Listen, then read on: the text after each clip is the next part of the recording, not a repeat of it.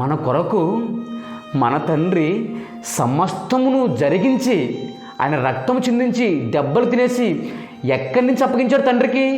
సిలువ మీద నుంచి అప్పగించాడు. తండ్రి సమస్తము సమాప్తమాయెను, సమాప్తమని సిలువ నుంచి అప్పగించాడు.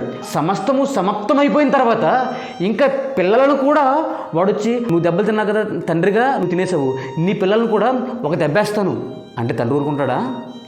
నీవే తండ్రి అయితే నీ పిల్లలు అనుభవించిన శిక్ష మొత్తం నువ్వు అనుభవించేస్తే మరలా శత్రువు వచ్చి నీ పిల్లలను కూడా ఒక దెబ్బేస్తాను అంటే ఊరుకుంటావా? అలాంటిది మన తండ్రి సమస్తము సంపూర్ణం చేసేసిన తర్వాత మరలా వచ్చి సాతాను మనల్ని ఒక దెబ్బేస్తానంటే, మరలా మనల్ని శ్రమ పెడతానంటే ఆయన ఊరుకుంటాడా? ఎలా ఊరుకుంటాడు?